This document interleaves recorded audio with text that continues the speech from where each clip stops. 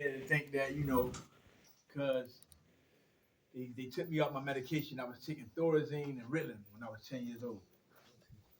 I was very hyperactive. Um, so my stepfather thought, let's take him off the pills and put him on some alcohol. He started with shots of Bacardi. Then it started with Michelob Light. Then it started with more beer and more liquor. At 12 years old, I was a full-blown alcoholic. Um, didn't know, nothing about who to talk to, why I was drinking. My stepfather beat me for 15 years. I was an abused child growing up in my household. Um, my mother had sex with her brother, had me, and I'm an incest child. So I'm gonna show you how God saved me. Um, I was a 1 pound baby, 1 pound in breach. My feet, the doctor was pulling my feet and choking me. He was killing me. He didn't even know it. So they did a C-section, got me out. I'm 1 pound in breach, inbred. My mother had sex with her, my brother had me. So now I got all these complications, and I'm fighting, and I'm in my birth. Put me in the incubator for 3 months, almost 3 months, because I wasn't developed at all. When you're a 1 pound baby and you can fit somebody's hand like that, and God saved me from that. I'm 48 years old today. You feel me? God saved me from my addiction. I could be dead today. They told me my liver was inflamed. I drank from the time of 10 years old to now, to 46. How did I get through this? God's grace. Couldn't be nothing else. I'm saved. Like I'm a chosen one. You feel me? God saw fit to have me stand here talking to you guys today. To tell you that y'all could be standing where I'm at and speaking to somebody else and helping them stay clean. Because that's what I'm doing. I'm standing here to tell you to stay clean, stay focused, stay humble, get in a spiritual path. That's what Minds of Men is all about. My hair's set up. Real stuff. Yes. Because I could be dead today. My last drink, I could have been dead. I sniffed up the whole thing. I don't even know what fentanyl was at the time. It's in 2020. I'm trying to kill myself with fentanyl, drinking a half a gallon of alcohol before I went to the rehab. Oh, I said, I'm ready to go. I'm ready to go to the rehab. Oh, let me get some more and record before I go. I'm gonna get real nice and before I go. And I looked at horrible. Lady Miss Michelle said, you look horrible when you came in here. I could have died that day too. Why? Because they putting fentanyl on everything. I ain't do no cocaine in 3 years. Haven't done cocaine in 3 years. When they pissed me a month and a half ago, almost 2 months ago, I had cocaine in my system. It was in the weed. And I haven't done cocaine in a long time. So why is cocaine in my system? Why is cocaine in my system? I have not done no cocaine at all. What does that tell you? You feel me? Ain't nothing safe no more. We got to understand one thing. I'm in the house right now. I'm in a rehab house. Well, a halfway house. 2 brothers just relapsed in the last 2 days. They come in and they go right out. I did the same thing. Go in one and walk out the back door. Not ready. I'm done today. I'm done. What they call it, jacking? Surrender. I had to. Because if I don't surrender, guess what?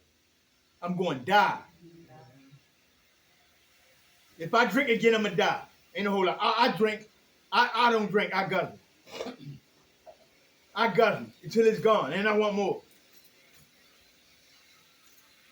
I can't do it to myself no more. I don't have another what they call run. I can't do this. I can't keep stopping and going back and stopping and going back. And then all of a sudden, I want somebody to forget, have mercy on me. Or, nah, we're not going to keep doing that.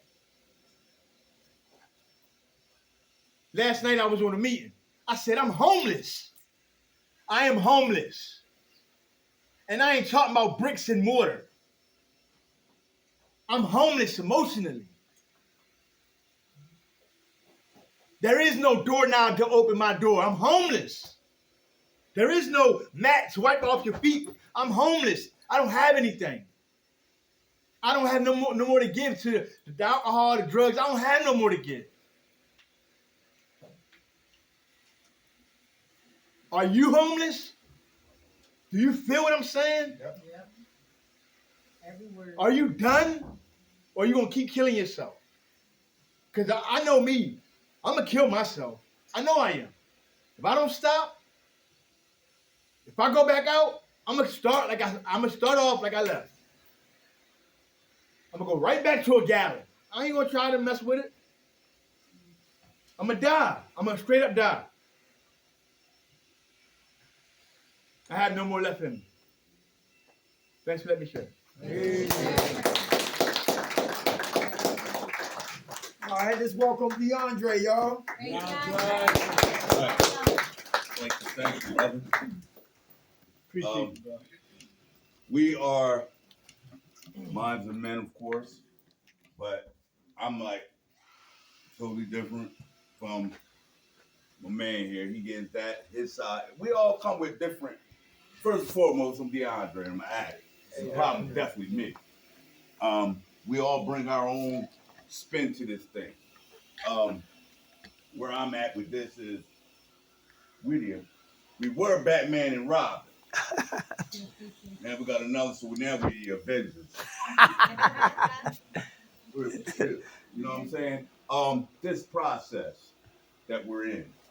And I keep it on me. I don't talk about anyone else, but hopefully you can relate. How you doing, man? Hey, brother, how you feeling? I'm hoping that we all can relate. Matter of fact, we all have a lot in common because we all suffer from the same dog bite. And that dog bite afforded us a spot here.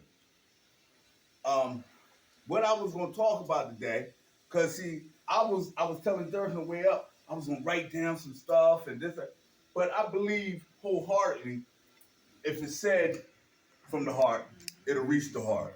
Yes. And I'm a firm believer of that.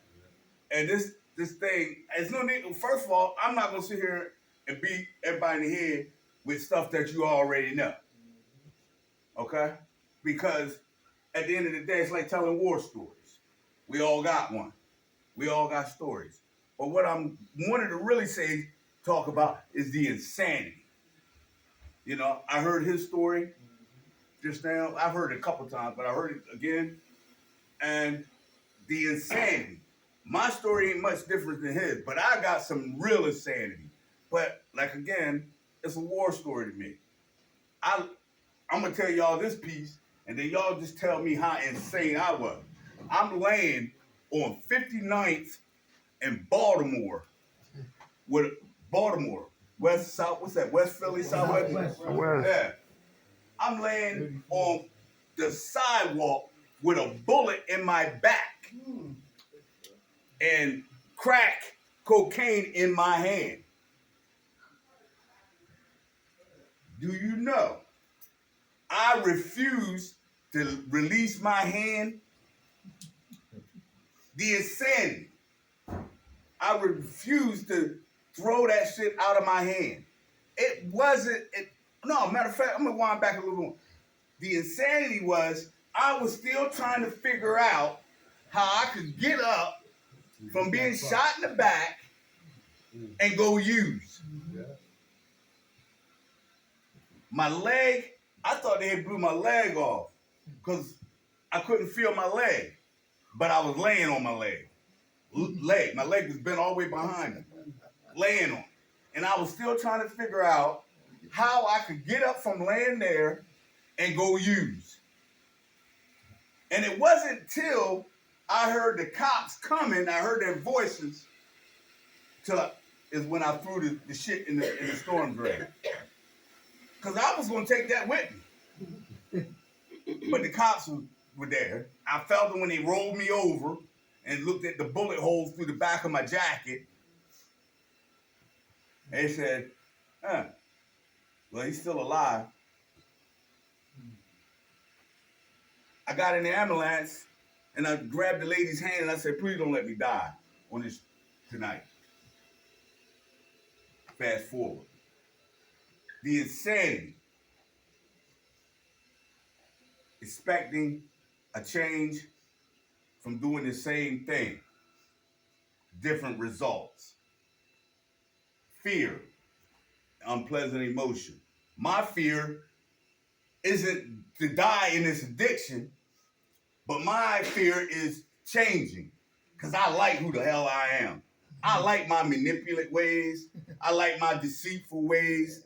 I like the ways I move out on the street. And guess what? I said to myself several times, I don't want to lose those character defects because I may need them when I go back out there again. See, I done already premeditated that this thing is not going to work for me because I'm going to get a few 24 hours and I'm going to go right back.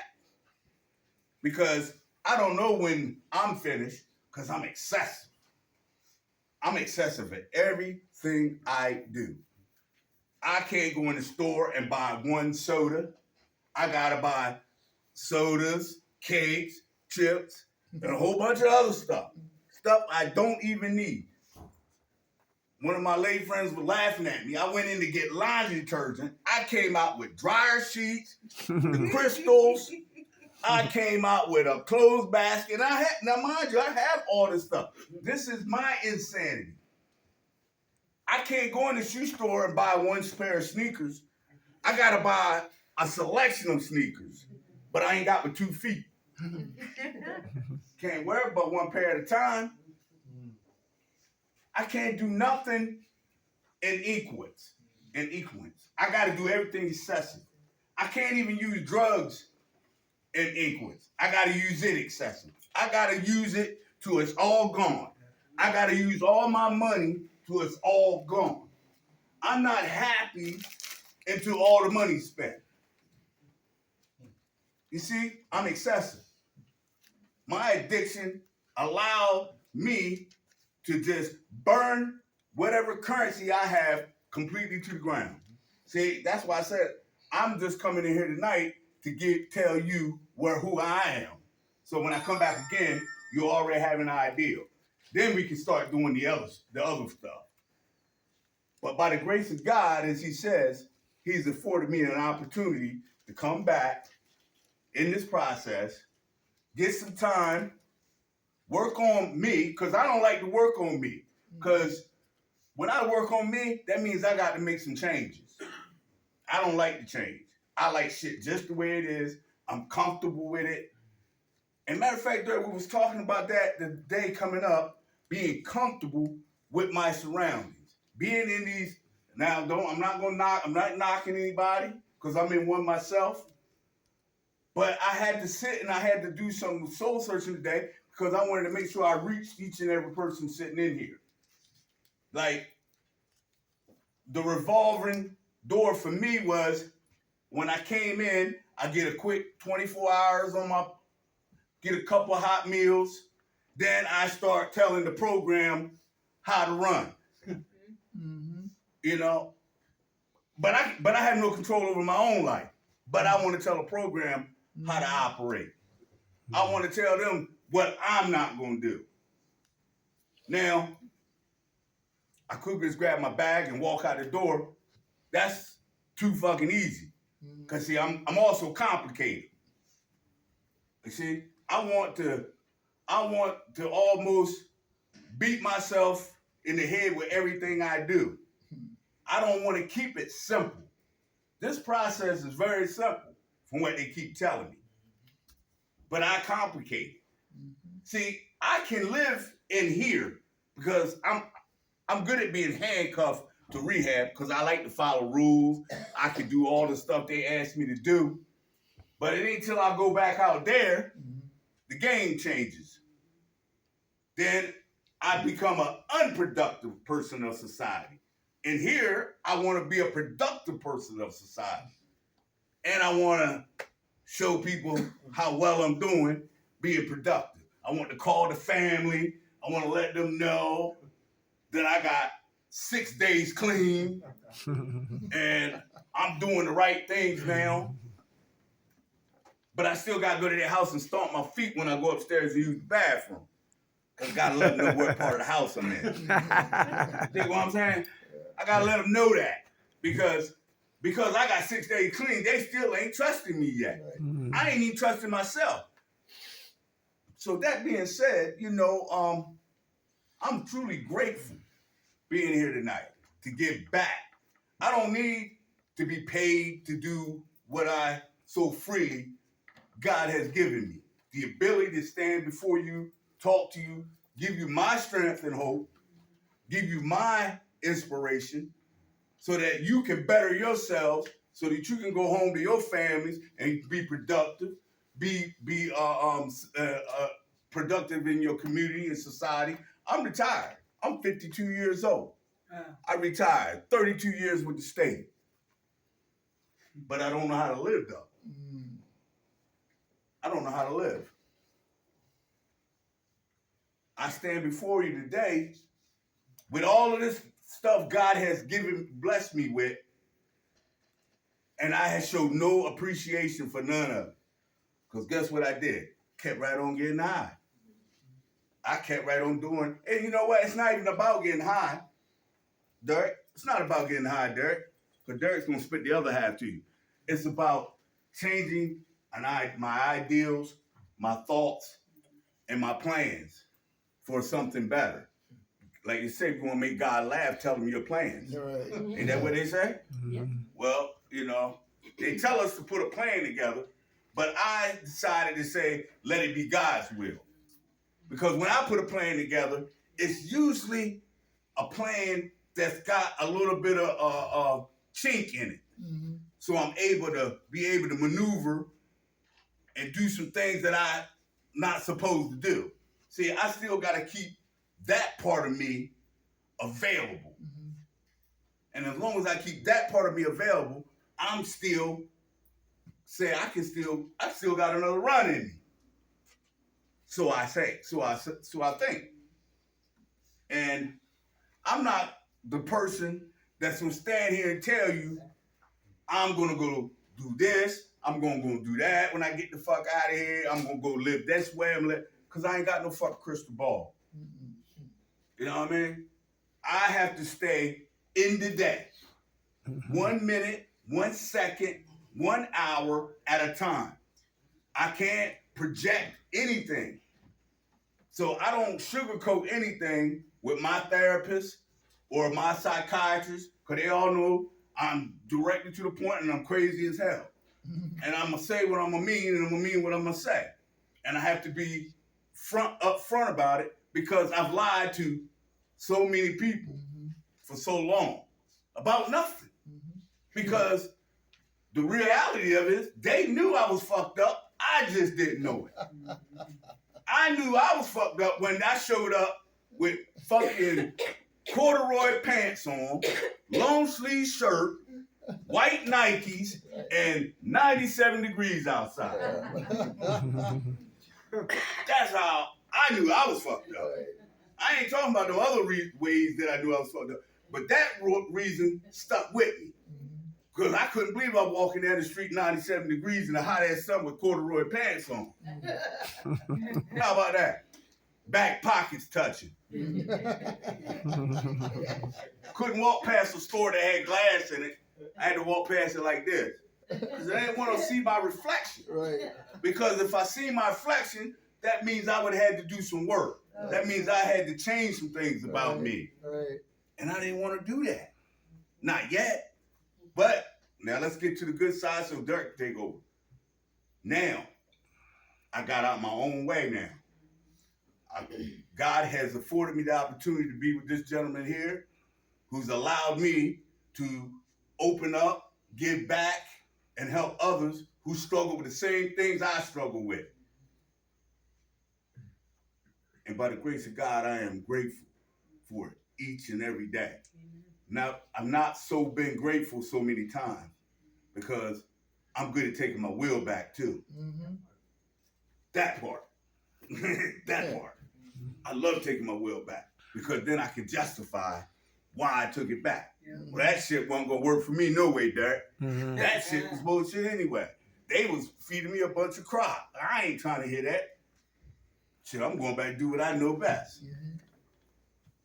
And then next thing you know, I'm on that street corner down on Kensington, Frankfurt Ave, because that's my strip. Living like an animal. Animalistic level. But the crazy part was I wasn't brought up like that. I wasn't raised like that. Come from a good family. I'm not from Philly, I'm from Maryland. I'm from the Eastern Shore. I come from rural neighborhood with things, animals and cornfields and soybean fields. That's where I come from. I didn't come from this. But because I didn't know who I was and didn't take time to find out who I was, this is the life I portrayed. And I wore those masks for so long that it just became part of my DNA. Exactly. And I couldn't change because I liked who I was because I had no idea who I was. And I didn't want to change and I didn't want to talk to people because I'm afraid you might have talked me out of it. Because I wanted to keep fucking up. So I don't talk to people that's going to help me. Right. I'm going to talk to people that's going to hinder me. Because I want to be this is the guy I want to be. And then I'm going to wrap it up. I want to go deal with people who are beneath me. Yes. Now, follow me now. Follow me now. I'm going to deal with people that are beneath me. I'm going to deal with the person who smokes more than me, lives like his shoes rubbing together, his pockets touching, and he's eating out the trash can, all of that stuff. Now, I can stand on a podium higher than him now, but I'm still the same person got bit by the same dog he got bit by. I want to feel my sense of purpose getting high. Got to keep all this in the forefront of my mind. Because if I don't, that same person that I stand on the podium over, I'll be standing on a podium over me. Exactly. See, history repeats itself. And I've learned that the hard way because I kept trying to exit this thing the way I wanted to exit without doing any work. Who the hell in here think they can work 8 hours a day and that man, no, you go to work, you work 8 hours a day or 40 hours a week, you want your money at the end of the week, right? That's common sense, right? Right. If I don't do no work in this program, how the fuck do I expect to get paid? Nobody. How do I expect to get any payment? How do I expect for people, you know what I mean? Come on now. Yeah. Anybody can relate? Yeah. I work all week, I want to get paid. But if I don't do no fucking work, why would I think somebody's going to hand me a check? Right. Same shit. All this shit is our daily routine. The steps, the NA, the AA, all of this is shit that we live with day on, day in, day out. We live life on life skills. We gotta have life on life skills. Because I'm not gonna live in a fucking bubble. I told Derek today. They try to tell me this and tell me that. I'm not gonna live in a bubble. Drugs are never gonna leave. People are never gonna stop using because I gotta stop. So the fact of the matter is, I'm gonna have to do something different. Because those people aren't gonna stop doing what they're doing. Because Blue, that's my last name. Because see, there's it's two people. DeAndre is the mild manner. Blue is the I don't give a fuck person who ride out. Those people like that won't understand me. They won't. But I have to learn to understand me. And I have to do the work. So just for the day, ladies and gentlemen, stay in the day. Keep it simple. Stay away from them unsavory characters, because there's one everywhere you go. There's gonna be one. There's one in here sitting amongst us right now. Trust and believe me. But that's his process. So let him be where he be. You do what you have to do for you to get you through. Because guess what? If we die tomorrow, you know what I mean? Ain't nothing guaranteed. So gotta do everything you possibly can right here and now to achieve whatever it is you're reaching to achieve. Family might be your inspiration. The babies might be your inspiration. Whatever it takes you to keep you still in this process, utilize it. By all means necessary. Whatever it takes. If it means listening to a crazy person like me come and share and give y'all insight, whatever it takes. But whatever you decide, run it past somebody. Stop being your own counselor. Because I used to counsel myself too.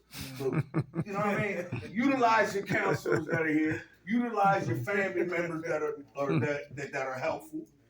Because we try to counsel ourselves, and we're the worst at it.